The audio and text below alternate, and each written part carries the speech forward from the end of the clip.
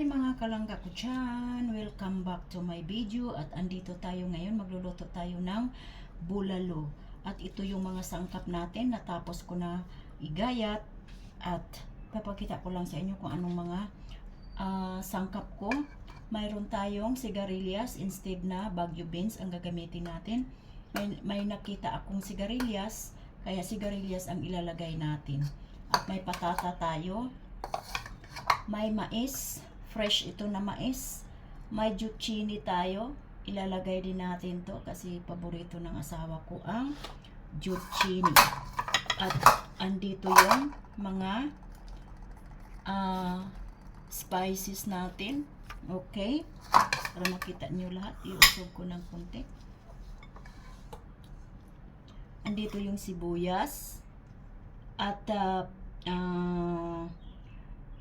anong tawag dito? Inano ko na, yung dinikdik ko na yung luya para maano talaga yung aroma niya sa ano natin, sa sabaw, lalo na sa sabaw. At saka maanganghang ng kunti. At nilagyan natin ng tanglad na yun ang nakaka-inganyo sa atin kumain pag bulalo na may tanglad. Okay. At mayroon tayong dalawang saging na saba, saka ko na to hiwain kasi mangingitim. Ilalagay din natin. At mayroon tayong Chinese cabbage. Bakit Chinese cabbage ang ginamit ko? Dahil hindi siya napapanis agad. Yung cabbage kasi napapanis siya agad, kaya dinamihan ko na tong cabbage kasi mas masarap. Mas nasarapan ako pag maraming cabbage. At ito na yung bulalo natin. Ito na yung lulutuin natin na bulalo mga kalangga ko dyan. Kaya apat lang naman to na piraso dahil apat lang na piraso dahil dalawa lang naman kami ng asawa ko. Kaya ito yung lulutuin ko na mga lulutuin kong bulalo at ito yung mga sangkap niya at may carrots tayo. Okay, kaya papakita ko sa inyo kung paano ko to siya lulutuin. Ilalagay ko muna yung mga spices ko. Unang ilalagay ko dito sa kasirola, malaki ito kasirola ginamit ko dahil marami itong gulay ko. Tapos saka ko ilalagay yung karne ko. Pero yung karne ko hindi ko siya sasabawan. Sarili niyang tubig mga kalangga ko dyan ang parang lalabas yung sarili niyang sabaw. Pero yung mga spices ko ilalagay ko lang sa ibabaw ng karne. Ganito ang hitsura niya. Ganyan mga kalangga ko dyan.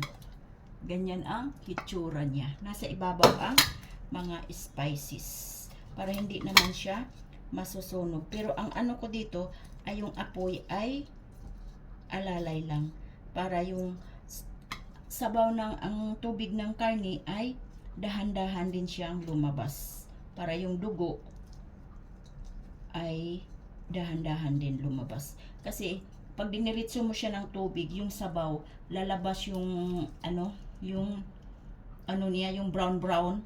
Kaya ito ang teknik ko. Kaya isasalang na natin mga kalangga ko dyan. Andiyan na mga kalangga ko dyan, nakasalang na, alalay lang ang apoy.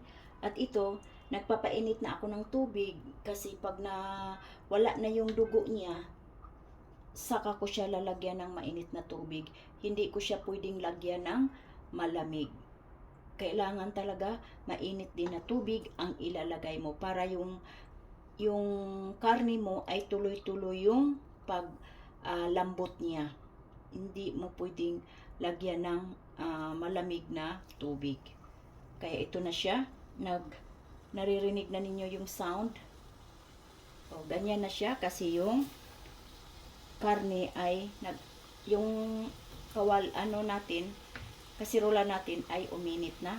Yung apoy ay dandahanin lang natin siya mga kalangga ko dyan para yung tubig sa karne ay dandahan din siyang matutuyo. Kasi Saka natin lagyan ng tubig na mainit, mga kalangga ko dyan. At binabaliktad ko siya, mga kalangga ko dyan, yung karne. Kita nyo, binabaliktad ko siya para yung ano talaga niya ay mag-aano. Yan ang ginagawa ko pag nagluto ako ng bulalo. Hindi ko siya diretsuhin lagyan ng tubig. At lagi kong nilalagay sa ibabaw yung mga spices. Yung ano natin. Saka ko na ilagay yung luya pag nilagyan na natin ng tubig. Ito na mga kalangga ko dyan. Pwede na siyang lagyan natin ng tubig. Bismillahirrahmanirrahim. Ayan. Ayan, magdagdag tayo ng tubig dito. Mag-init tayo ulit ng tubig dahil hindi pa na kasya ang tubig dito sa ano natin. Ang bango ng amoy. Kaya ilalagay na natin yung ano, yung tanglad. Oh, 'di ba malinis ang sabaw niya? Nakita ninyo mga kalangga ko diyan. Malinis ang sabaw ng bulalo natin. Kaya ganyan ang technique. Lagyan na natin siya ng tanglad. Tanglad is life. Pag mga sabaw talaga ako, may tanglad talaga yan. Mabango na nga siya sa luya pa lang. Paano na kung may tanglad pa? Kaya itong tubig ko na dinagdag ko kanina ay mainit na rin. Ilalagay na rin natin mga kalangga ko dyan. At ngayon, magdagdag na naman tayo ng init na tubig. Mga kalangga ko dyan, hindi ko naipakita sa inyo ang paglagay ko sa black pepper. Kaya dagdagan natin siya ng sabaw dahil kumukulo na rin ang tubig dito sa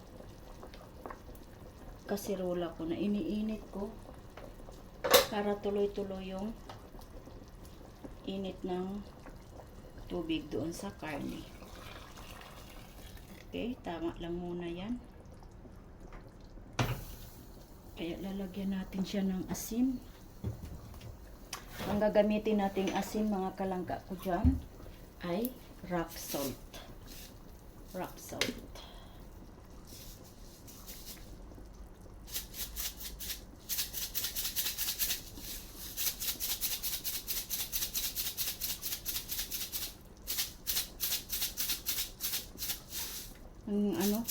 Ano nang lumabas yung ano natin, asin. Tama na yan. Takpan natin ulit mga kalangga ko dyan. Ito mga kalangga ko dyan. Anuhin natin, malambot na ng konti yung karne. Kaya ilagay na natin yung patata. Patata at saka yung carrots natin.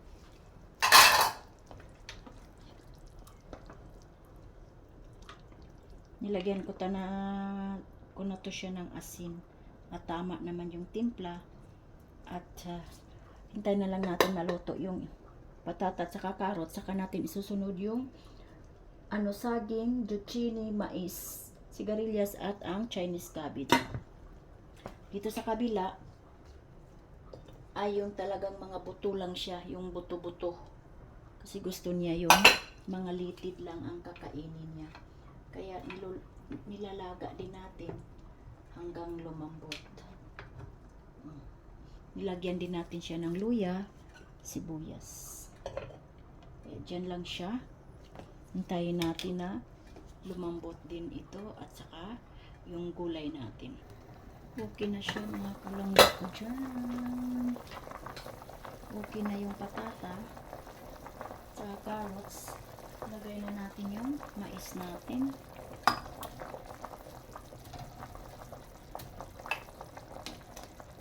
Preskong-presko itong mais ha. Sabihin nyo hindi presko ang mais ko. Ang mais ko ay fresh. Fresh na fresh. Lagay natin yung saging. At isusunod natin mamaya yung sigarilyas at ang zucchini mga kalangga ko dyan.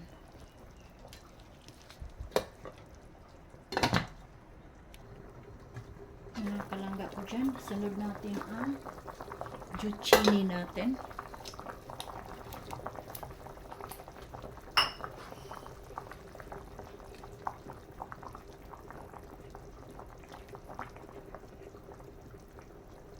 At yung sigarilyas at mani, sitaw, bataw, patani.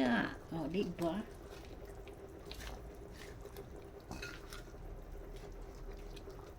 Kung wala talaga akong nakitang sigarilyas, ay Baguio beans ang ilalagay ko. Kaso nakakita ako ng sigarilyas.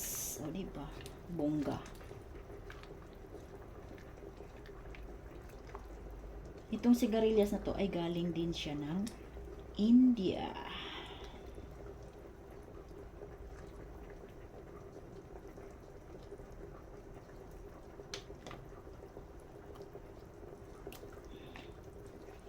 Kaya si Kuya Robin, yung subject ni Kalinga Prab, ay buhay na buhay talaga siya sa Pinas kasi karamihan sa gulay nila ay mayroon din sa atin. Diba? At tayo din, vice versa. Pag pumunta sa lugar nila, mabubuhay din tayo dahil lalo na sa mahilig ang gulay dahil yung mga gulay ay para lang ding nasa atin. Pa natin. Ayan mga kalangga ko dyan, ilagay na natin yung gulay natin, yung cabbage. Okay.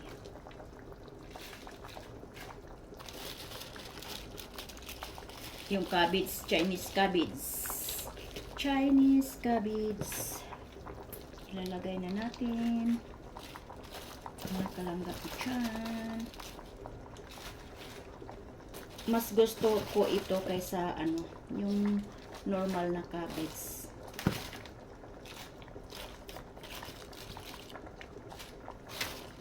Siguro yata marami na. Tama na ito.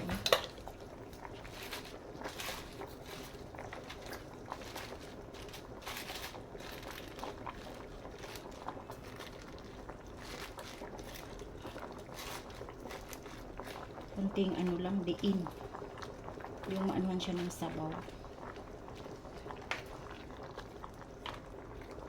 Kaya hanggang dito na lang mga kalangga ko dyan.